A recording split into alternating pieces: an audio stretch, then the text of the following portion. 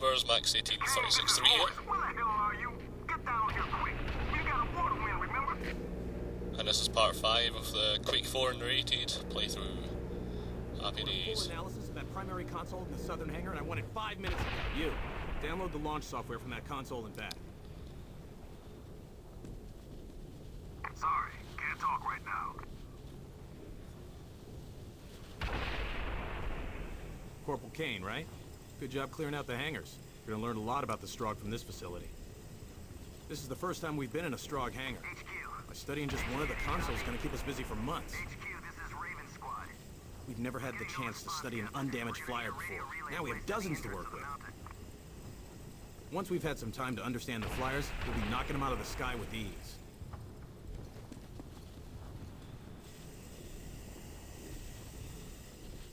And of course, you don't have to hang about and talk to all these people. I'm not getting any younger. Get a move on. Just let me adjust my mic here. You know, it is optional, you don't have to talk to them all, but some of them do have interesting things to say and some of them don't. It's up to yourself. Corporal, I refuse to repair this power transfer until I'm assigned additional protection. Strauss, we've been over this. It's not But gonna I happen. am in mortal danger. This area is filled with Strogg. Thank you, Private Strauss. Your grievance is noted. Ah, hello, Corporal Kane. It's good to finally meet you. I am Private Johann Strauss. You have no doubt heard of me.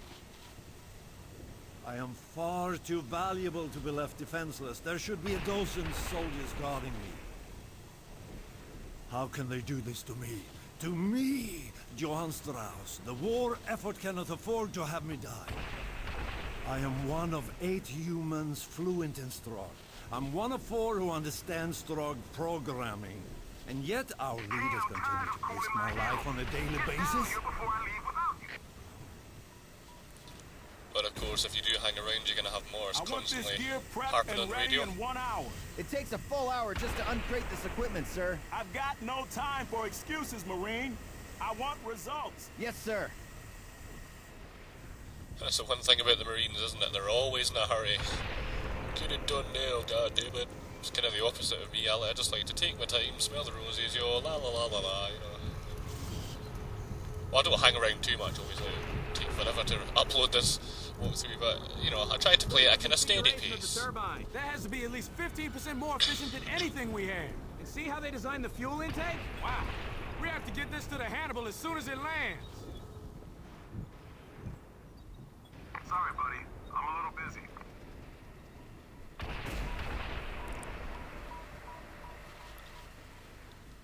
Kane, this is Morse.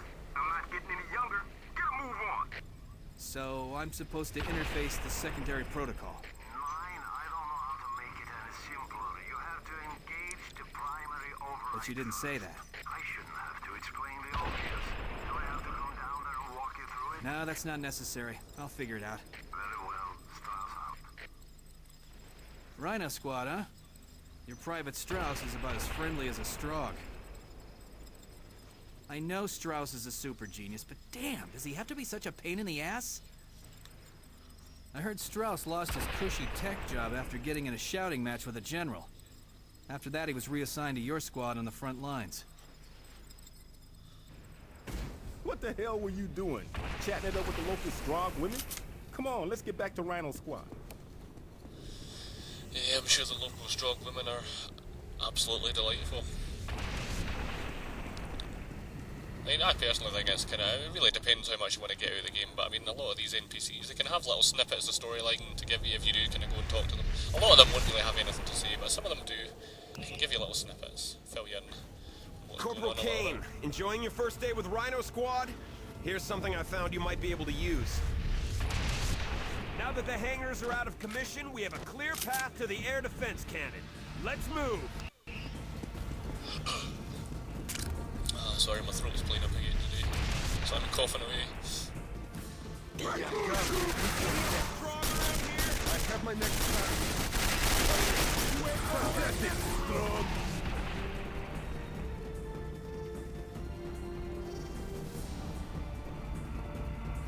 That was the grenade launch that we got handed there. Don't use it for a wee while yet. Better to save your grenades.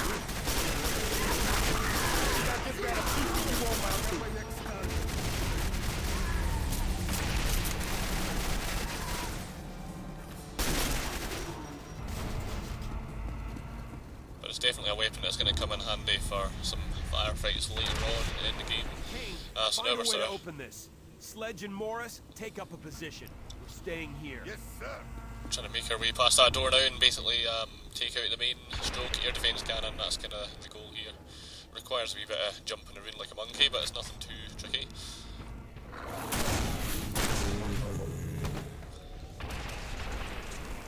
And you just drop down and open the door from the other side. And that reconnects you with your squad. You have to do that, you can't just push on your own. Won't let you. Which is a little contrived, I suppose, but, you know, hey-ho. Good job, Kane. Sledge, come on, you're with us. Morris, stay here and watch our backs. Shit, I'm missing out on all the fun today. And I suppose on the note of playing through this game, obviously this is not some kind of speed run.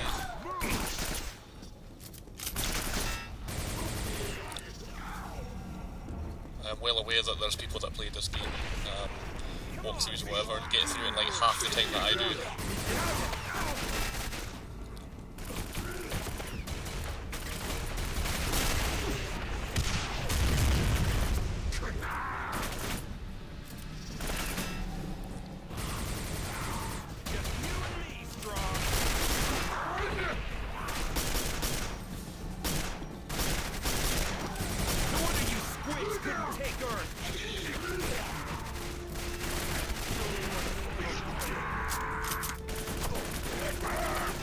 Come on, Strogg, do your work. So, you know, yeah, I prefer to just sort of play a steady pace. I don't like dragging my heels because that can be boring to watch, but just a steady pace so that the viewers can actually, so that they can see what's going on.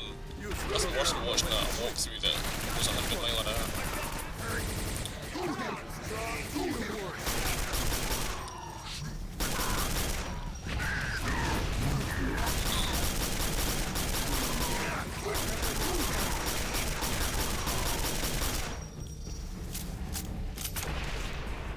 I'll tell you, I have watched some pretty awful walkthroughs on YouTube, you know, where they just skip cinematics, run past dialogue, and of course they go so quickly. I think it was one of the earlier Silent Hill games, and they go so quickly it's impossible to see what's going on. If they pick up an item, you don't get a chance to read the description about it because they just, honestly, they just play it at like breakneck speed, and it was just simply awful.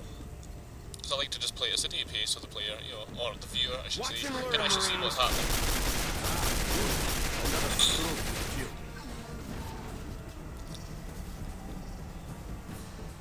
But, you know, at the same time, I try not to go too slowly so that it gets boring, you know, I don't want it to get stale.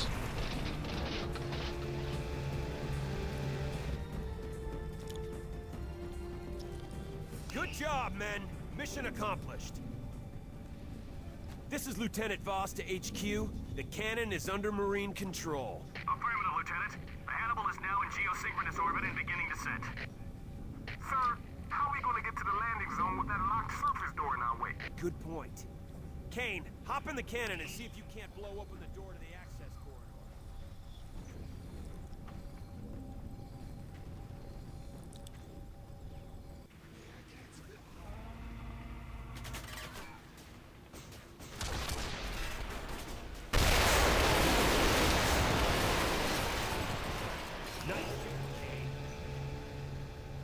This is Lieutenant Voss to all squads. We're in business.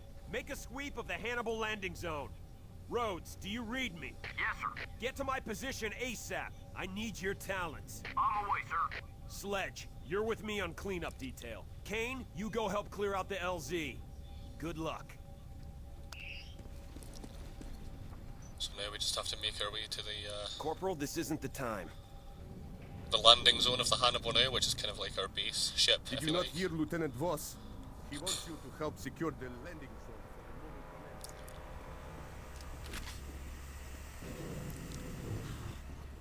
for the moving command.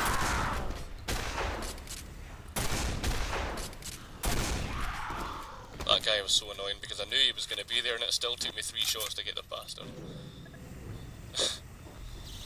I really suck at shooting sometimes. Turning out to be pretty fun, okay? See you on the Hannibal.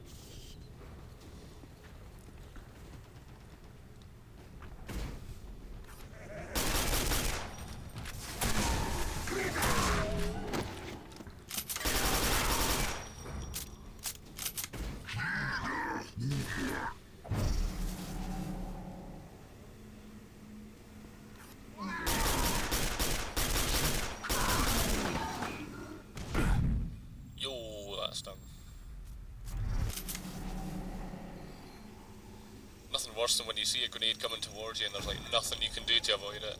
The USS Hannibal's landing cycle has begun. But hey, it's not like we're playing Call of Duty World at War here. That was even worse with grenades. That was horrendous.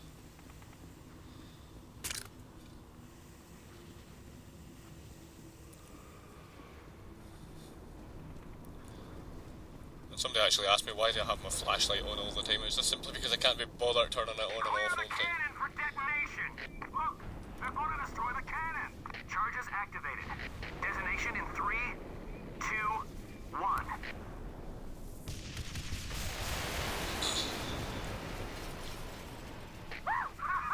Do I love my job? Come on, Marie. Let's get to the LZ and join the party.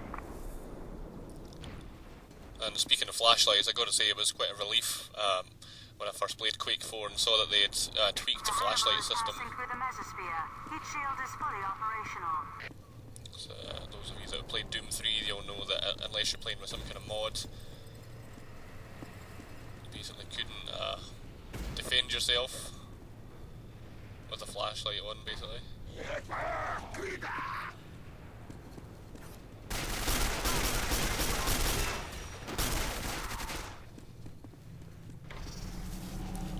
So it kind of created this interesting choice: either have a torch in your hand so that you can see what you're doing, which you kind of need most of the time because it's always so frickin' dark. Passing through the stratosphere. Braking procedure has begun.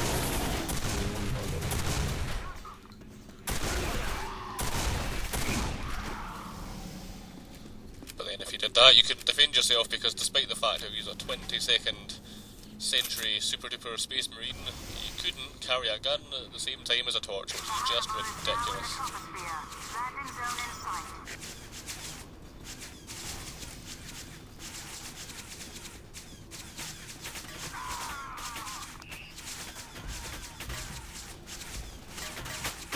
I'm a little preoccupied at the moment.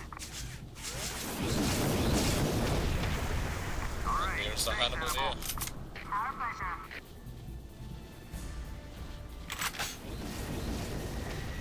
Animal, this is Raven Squad. We've got an injured Marine who can't be moved. Roger that, Raven. A medic will be dispatched. You guys go on. I'll stay here. Braking jets activated. Deploying landing strike. What are you waiting for? Let's get to the ship. So it was quite nice when Quake 4 came out and you could defend yourself while having, I mean, what they've done basically is only your two weakest weapons have a light attached to them, the little pistol blaster thing that you start off with, which you'll never use, and of course the machine gun. So either have light and a weak weapon, or dark and a powerful weapon. I repeat, the Hannibal has landed. Welcome aboard, Marines. So it is an interesting little choice, but we're kind of run out of time for this one, so till the next time, behave yourself.